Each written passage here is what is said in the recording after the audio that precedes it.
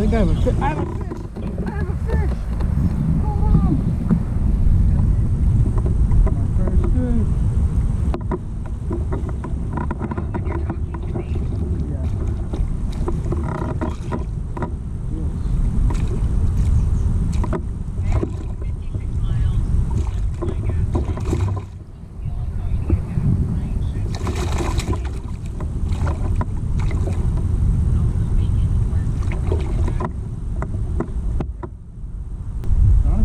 But it's a fish.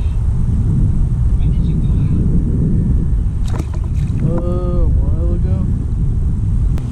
Bro, it looks like thunderstorms are forming, but the radar says they're not. So I don't know how far down this river I want to go. You got to pull back, right?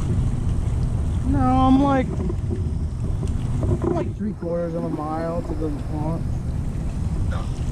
It's going super fucking slow.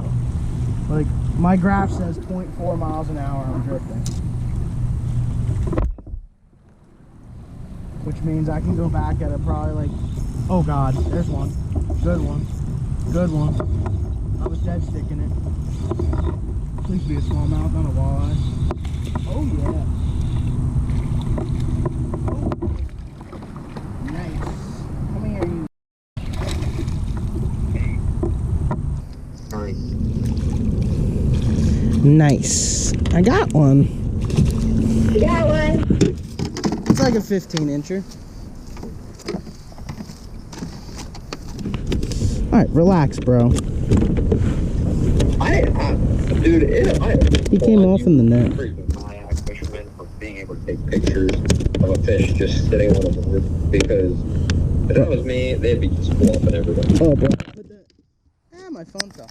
I put it, like, my measuring board, like, down in my kayak. Guys, like, put it on their laps, and they'll just keep losing fish, like, every tournament, and then keep doing it. I'm like, you're nuts. Dude, these smallies are freaking aggressive. Relax, bro. Good thing. They got sharp teeth, too. Like, they're not eating crawls. Because their teeth... Yeah, they're eating bait fish. Mark. Edit waypoint. Mediocre symbol. Yeah, because it's a mediocre fish. Let's measure it on my fishing pole because I don't have my bump board with me. Oh, dude, it's like a 16. Oh, there you go. Yeah, I need 5 of those and a kicker.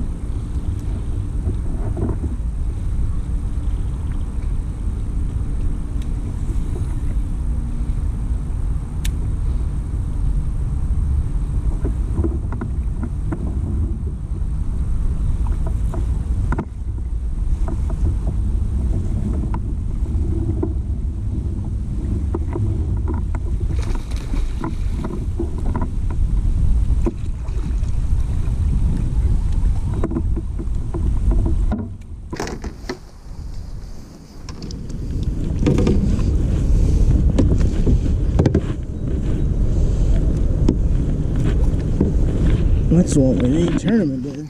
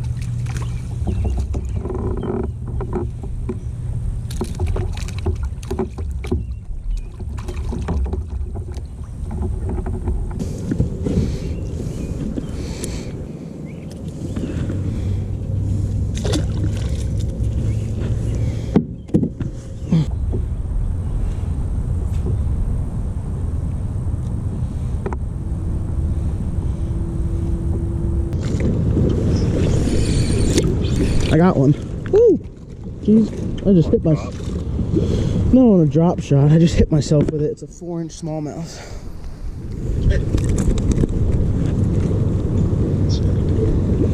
Dude, these smallmouth are not even eating. These things aren't even eating crawfish because their teeth are so sharp. Like all they aren't. Their teeth will be. If their teeth are sharp, it means they're not eating crawfish because they're not like. Their teeth become less sharp when they're crunching down on crawfish. It's just, I don't know. It's confusing, that's for sure. Well, good luck to you. I got one. I got one. Oh, it came off. I didn't realize I had it. I don't know what it was. It wasn't really big. What lake are you fishing? Redmond. Dude, I got another one. Oh, jeez, I just flung that thing right into the boat, dude. Like 5 foot out of the air. It's like a 8-inch smallmouth. All right, dude, I'll talk to you. All right, bro, good luck. Yeah, see ya.